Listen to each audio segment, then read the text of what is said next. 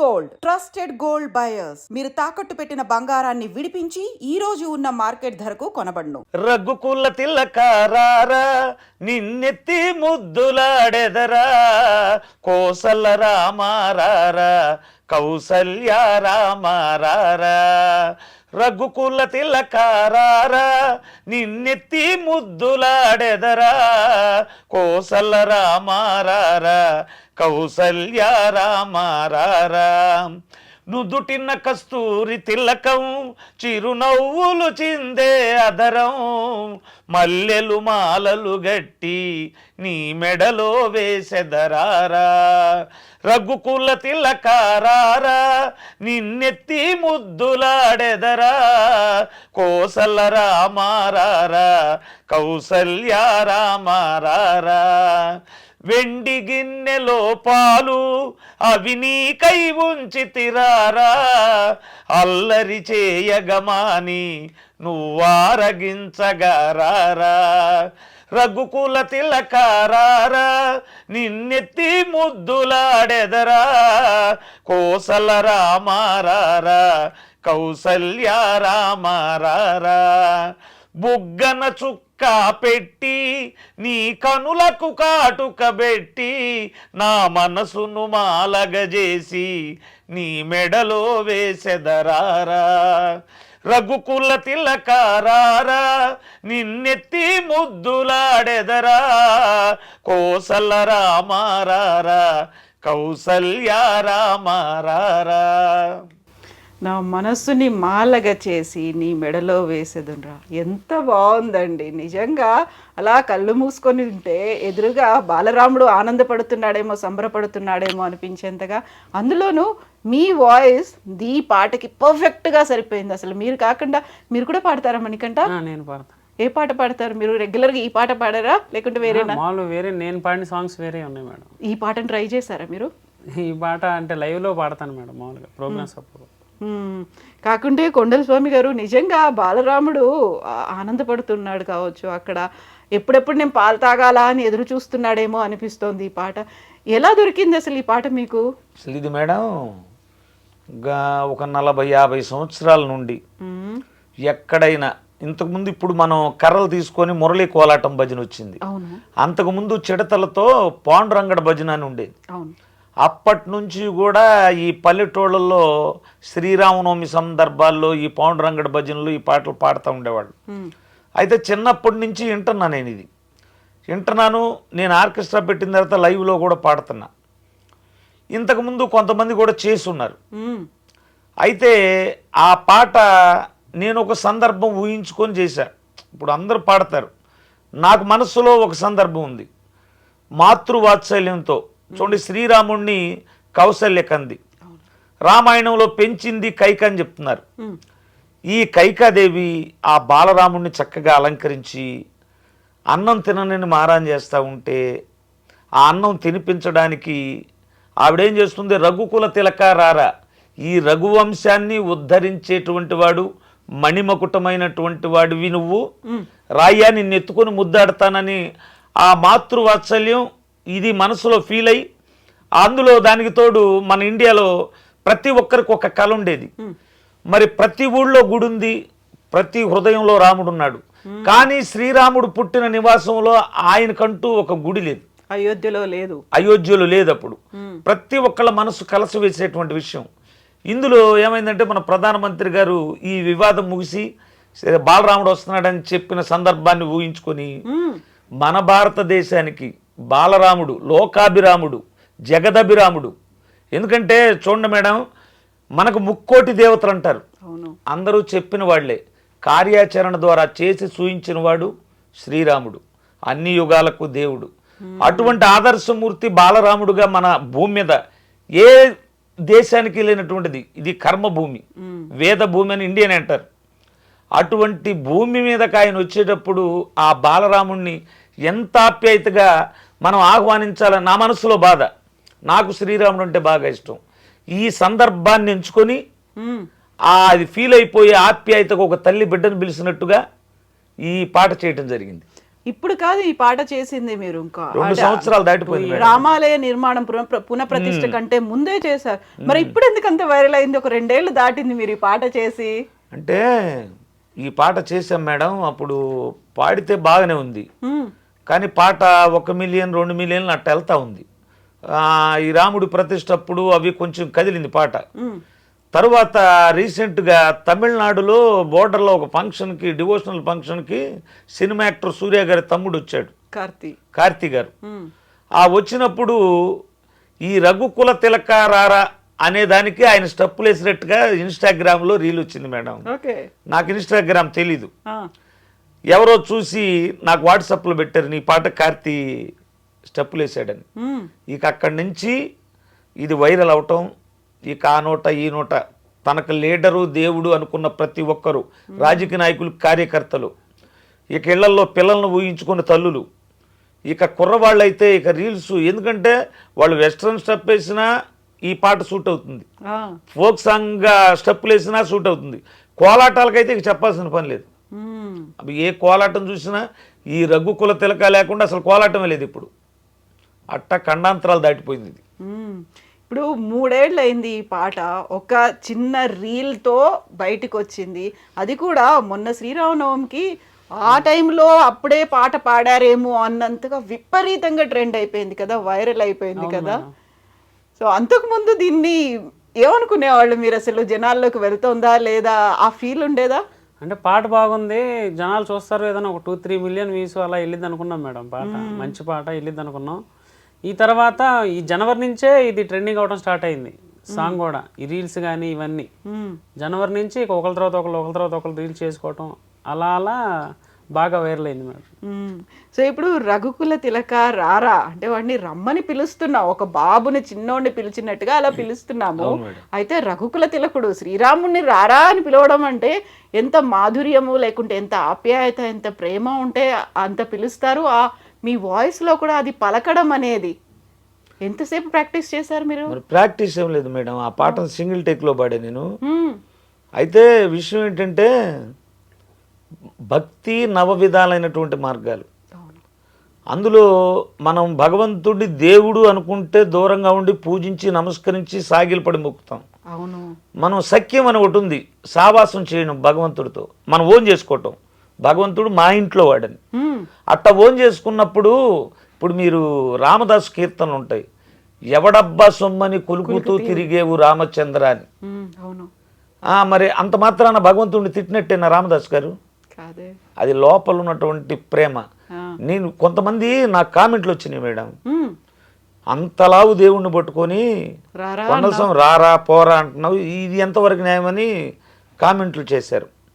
దానికి నేను సమాధానం ఛానల్ ద్వారానే చెప్పా. అయితే భగవంతుడిని ఒరే అన్నంత మూర్ఖుని కాదు, అందులో నాకు ఇష్టమైన దేవుడు, నేను ప్రతినిత్యం రామ ఆనందే నాకు పొద్దుపోదు.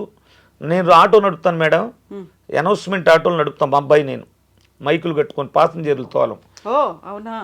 ప్రతి ఆటో వెనక రాముడే నా దైవం అని ట్యాగు ఇప్పుడు కాదు, ఎప్పుడు 30 సంవత్సరాల క్రితం తగిలిచ్చింది. అప్పటి నుంచి, ఎందుకంటే ప్రతిరోజు రామాని పలకాలి. ఒకటి నాకు ఈ లైఫ్ ఇచ్చింది అయ్యప్ప స్వామి, అయ్యప్ప స్వామిని కూడా ప్రతిరోజు పిలుచుకోవాలని మా అబ్బాయికి మణికంఠ అని పెట్టే పేరు. ఈ అట్టటప్పుడు ఒక తల్లి బిడ్డని రమ్మని పిలవటం ఇది, అంతేగాని రారా అంటాం కాదు. అది దానికి అర్థం చెప్పా నేను. ఇప్పుడు ఇంత నవవిధ భక్తి మార్గాలు వీటన్నిటి గురించి ఇంత చక్కగా చెప్తున్నారు మీరు, ఎంతవరకు చదువుకున్నారు? నేను 92లో ఇంటర్ వరకు చదివాను మేడం. అయితే నాకు ఈ భక్తి అలవడింది మాత్రం నేను మాల వేసుకున్న తర్వాత 86-87లో మాల వేసుకున్నా. మాల వేసుకున్న తర్వాత వీటితో పాటుగా పెద్ద పెద్ద వాళ్ళ ప్రవచనాలు విన్నా. తర్వాత రామాయణం, భారతం, భగవద్గీత ఇవన్నీ కూడా చదివాను.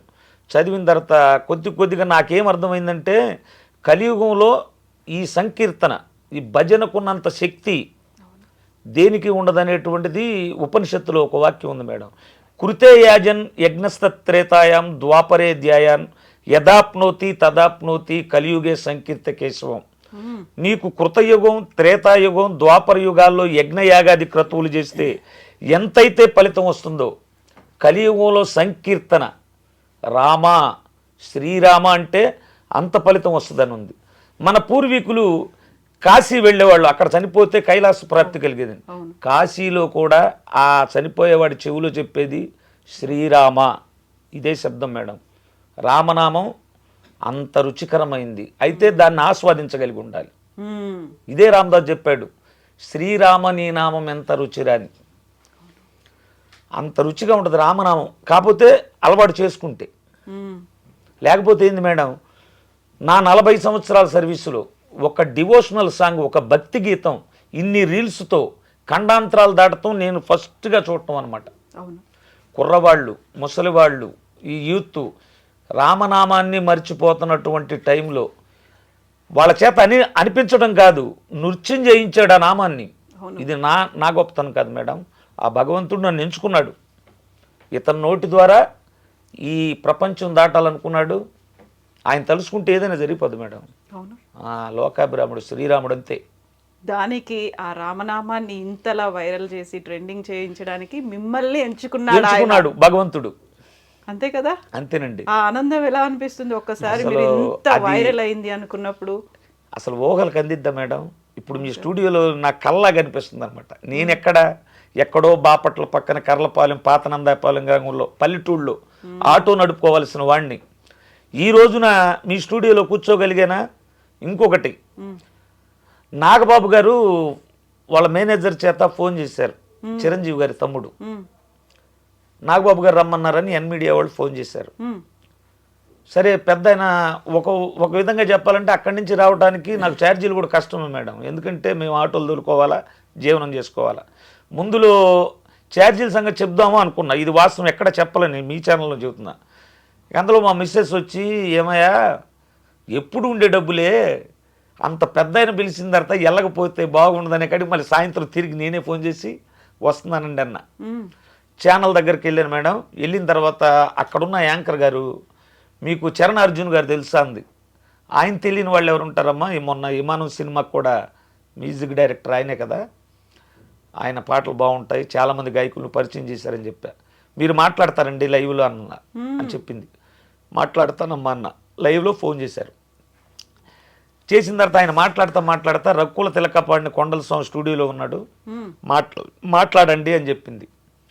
ఆయన కోసమే ఎదుగుతున్నాం మేడం, ఆయన ఫోన్ నంబర్ దొరకలేదు, మేము కొత్తగా సినిమా తీస్తున్నాం, ఏ చికిత్స అనే మూవీలో వినాయకుడు నేపథ్యంలో వచ్చే పాట ఒకటి ఉంది, ఇది అయిపోయిన తర్వాత స్టూడియో పంపమన్నారు. వెళ్ళారా? వెళ్ళానండి. మ్యూజిక్ స్టూడియోకి వెళ్ళిన తర్వాత నిర్మాతని, ధనరాజ్ గారు డైరెక్టరు, గరుడు వేగాంజీ గారు నిర్మాత, వారిని పిలిపించి ఈయన ఈ పాట పాడతాడని చెప్పగానే వాళ్ళు కూడా సంతోషపడ్డారు. ఈ రకుల్ తిలక వారు కూడా విన్నారు. సరే, అట్లా ఆ పాట ఓకే అయిపోయింది మేడం. అయిపోయిన తర్వాత ఇంటికి వెళ్ళిపోదాం అనుకున్నాం. మళ్ళీ వెళ్ళిపోయి ఆటో దోలాలి. వెళ్దాం అనుకునేసరికి మళ్ళీ ఫోన్ వచ్చింది, నాగబాబు గారు విజయవాడ నుంచి హైదరాబాద్ వస్తున్నారు, రేపు ఉదయం 11 గంటలకి మిమ్మల్ని లైవ్ స్టూడియోలో కలుస్తారని. సరే, ఉండిపోయాం ఆ రోజుకి. ఉండిపోయిన తర్వాత లైవ్ స్టూడియోలో భరణి గారు సినిమా యాక్టరు, తర్వాత మొగుల్ రేకులు సాగర్ గారు, నాగబాబు గారు గంటన్నర మాట్లాడారు. ఆయన చెప్పటం, అయ్యా నేను దేవుణ్ణి అయితే పెద్దగా నమ్మను కానీ శ్రీరాముడు నాకు హీరో, అన్నయ్య పవన్ కళ్యాణ్ వీళ్ళైతే దేవుణ్ణి కొలుస్తారు, కానీ ఈ పాట వినకుండా ఉండలేకపోతున్నాను అంటే మాకు చేయిద్దామని ఉందండి, అయితే స్తోమత లేదంటే మీరు 10 పాటలు లిరిక్స్ రాసుకురండి ట్యూన్ చేసి, ఒక 6 పాటలు నేను చేయిస్తా అందులో ఎంచని చెప్పారు ఆయన. సరే, అది అయిపోయింది. వెళ్ళిపోయిన తర్వాత 30వ తారీఖు అమరావతి నవనిర్మాణ దీక్షగా ప్రధాని గారు వస్తున్నారు. అంతకుముందు రోజు గుంటూరులో వేద పండితులు సన్మానం చేశారు, వెంకటేశ్వర స్వామి దేవస్థానం గుంటూరు బృందావన్ గార్డెన్స్, పోయిన నెల 30. ఇప్పుడు అక్కడికి టీడీపీ లీడర్లు కొంతమంది వచ్చి, కేంద్ర మంత్రి గారు పెమ్మసాని చంద్రశేఖర్ గారు ఈ రక్కుల తిలక అన్నారంట, మీకు ఏదో చిరు సత్కారం చేయాలని వాళ్ళ కారులో తీసుకెళ్ళారు. తెల్లారి జేబెరీ క్యాపిటల్స్ మంగళగిరిలో ఆయన సన్మానం చేశాడు శాల్వాతో. తర్వాత జబర్దస్త్ యాక్టర్ రచ్చరవి సన్మానం చేశాడు. ఒకళ్ళు కాదు మేడం, ఈ పాట ఆ రామయ్య తండ్రి దయ్యేందో కానీ అసలు ఎక్కడ చూసిన ప్రశంసలు, సన్మానాలు, ఫోన్లు. ఈ పాట ఇంత బాగా రావడానికి కారణం దాని వెనకాల ఉన్నటువంటి మ్యూజిక్ కదా. మ్యూజిక్ని ఎవరు కంపోజ్ చేశారు, ఎలా అయింది అది? మ్యూజిక్ బాపట్ల పవన్ శ్రీ పసుపులేట్ అని అబ్బాయి నాకు మేము కార్తీక మాసం మాలలు వేసుకున్నప్పుడు వాళ్ళ నాన్నగారు భిక్ష పెడతారు బాపట్ల శివాలయంలో. అలా మేము ఒక రోజు వెళ్ళినప్పుడు ఇతను పాటలు పాడుతా కనపడ్డాడు. కనపడితే బాగా పాడుతున్నావు స్వామి అని చెప్పాను నేను. చెప్పిన తర్వాత ఇది కాదు స్వామి నేను మ్యూజిక్ కూడా చేస్తాను, ఇలా నాది కొన్ని పాటలు ఇట్టా ఉన్నాయి కవర్ సాంగ్లు అని చెప్పి చూపించాడు. సరే నాన్నగారికి అప్పటికి MP3 పాట ఒకటి కూడా లేదు. నాకు ఎప్పుడు మనసులో ఉండేది బాగా పాడతాడు నాన్న, ఒక్క పాట కూడా MP3 పాట లేదు, ఎలాగైనా ఈయనకి MP3 పాటలు చేపిద్దాం. నా ఉద్దేశం ఏంటంటే ఈయనతో పాడే సింగర్లందరికీ MP3 పాటలు ఉన్నాయి మేడం. ప్రతి చోట వినపడతా ఉంటాయి మనకి, గుడుల మీద కానీ ఎక్కడైనా డివోషనల్ ప్రోగ్రామ్ జరిగేటప్పుడు. సరే ఈయన పాటలు కూడా ఉంటే బాగుంటాయి అనే ఉద్దేశం నాది. సరే అతన్ని కలిసి ఒక అయ్యప్ప పాట చేయాలి నాన్న కోసం, మనం రికార్డ్ చేద్దాము అని చెప్పి పాట తీసుకెళ్ళి అయ్యప్ప పాట తీసుకెళ్ళిన తర్వాత తనకి కుదరల అతని వర్క్ వల్ల. ఈలోపు మా దీక్ష అయిపోయింది, శ్రీరామనవమి దగ్గరకు వచ్చింది. నాన్నగారికి కూడా తెలియదు. సరే ఇక నాన్నగారు రాముడు భక్తుడు కదా, అంటే ఇంతకుముందు నా ఉద్దేశం ఏంటంటే మేడం, ఈ రఘుకుల తిలక పాట ఇంతకుముందు 2-3 పాడారు, పాట ఉంది.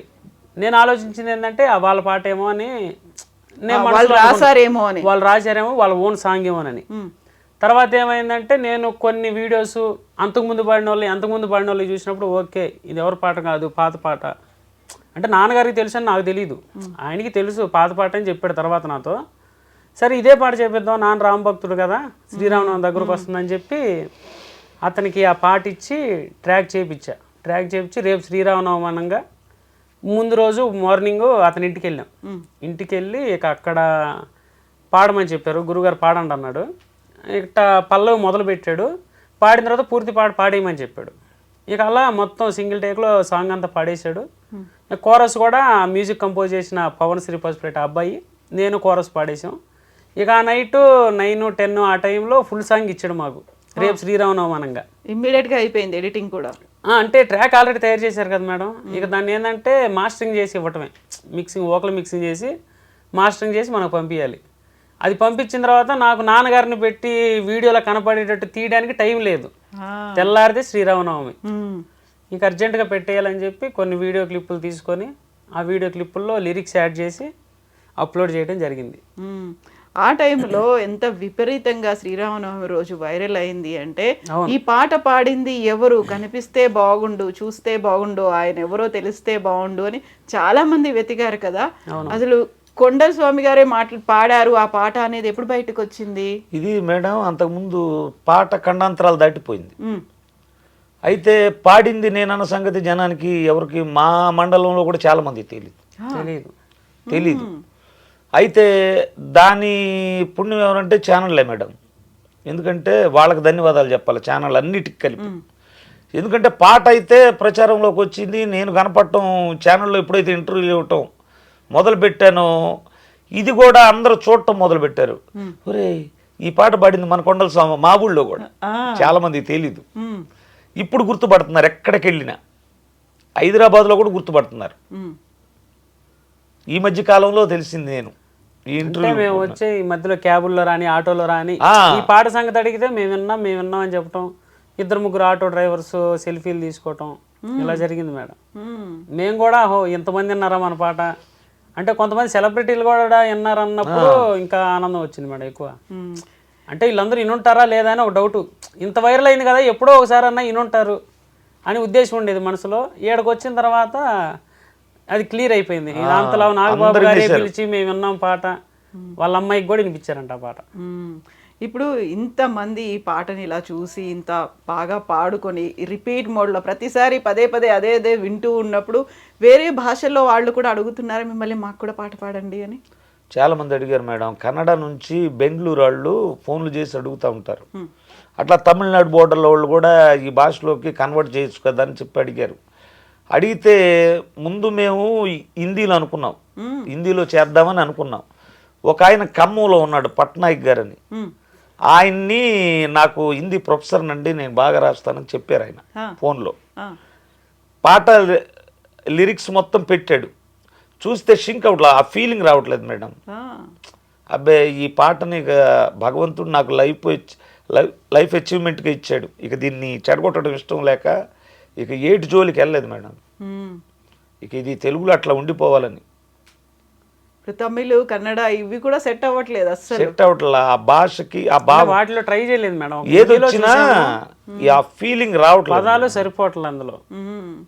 రారా అని పిలవడం అనేది అసలు అంత ఆ మాధుర్యం మాధుర్యం రావట్లేదు. అది ఏదైనా కానీ అందులో సెట్ అవ్వట్లేదు అసలు. సెట్ అవట్లేదు. ఇంకా నార్మల్ గా పాడినట్టు అయిపోయింది మేడం, ఏ ఫీలింగ్ లేకుండా. ఇక మనం దాన్ని పాడి ఆ పాటకున్న ఆ ఇదిని తగ్గించడం మాకు కూడా ఇష్టం లేదు మేడం. భగవంతుడు ఎందుకు ఎక్కడో పల్లెటూరులో ఉండేవాడిని ఇంత పేరు తెచ్చిన తర్వాత ఆ పాటను అట్టాగే నేనున్నంత వరకు ఆ జీవితాంతం అట్లా ఉండిపోవాలి. అది మనకు వచ్చిన భాషలో ఆ ప్రేమ వేరుండేది మేడం.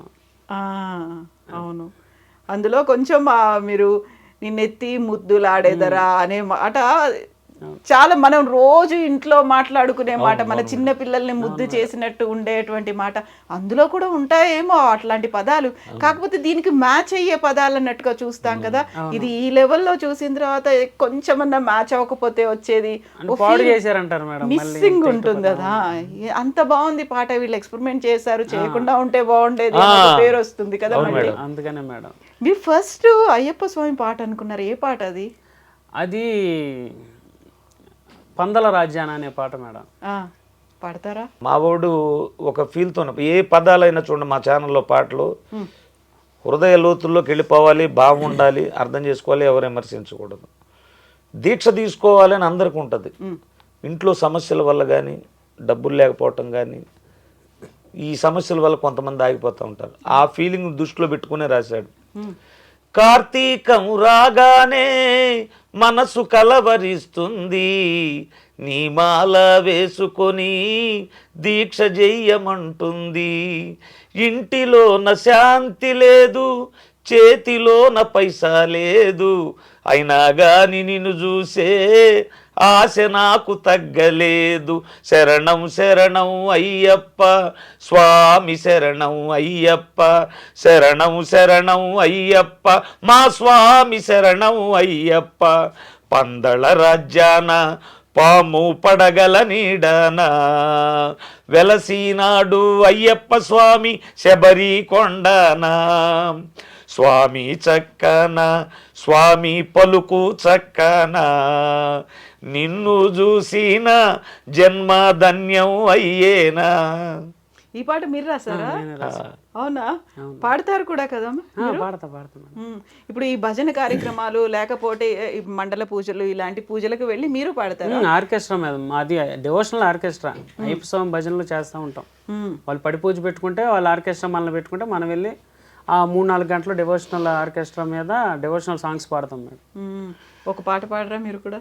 నిండు పున్నమి వేళలో పడి పూజ పెట్టి పిలిచామురా, భక్తులంతా నిన్ను చూడగా మణికంఠ స్వామి జాగేల్లరా, ఆలస్యం ఎందుకు అయ్యా 5 కొండలు దిగిరావయ్యా, పెద్ద పులి ఏమాయనయ్యా దాని మీద ఎక్కి కదలిరావయ్యా, నిండు పున్నమి వేళలో పడి పూజ పెట్టి పిలిచామురా, భక్తులంతా నిన్ను చూడగా మణికంఠ స్వామి జాగేలరా, మల్లె పూలతో నీకు మాలలు గట్టెద స్వామి, సన్నజాజితో నీకు సేవలు చేసేద స్వామి, ఆలస్యం ఎందుకు అయ్యా 5 కొండలు దిగిరావయ్యా, పెద్ద పులి ఏమాయనయ్యా దాని మీద ఎక్కి కదలిరావయ్యా.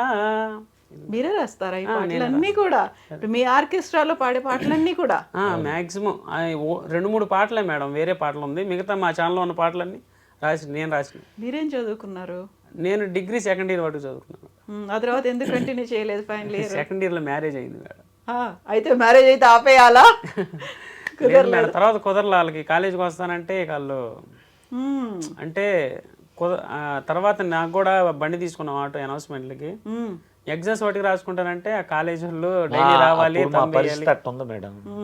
అప్పుడు డైలీ రావాలని చెప్పారా?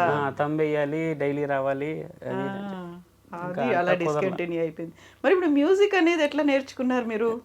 మాకు సంగీతం తెలియదు మేడం. మ్యూజిక్ జానపదం ఇంకా అంతే మేడం. మాకు సంగీతం తెలీదు.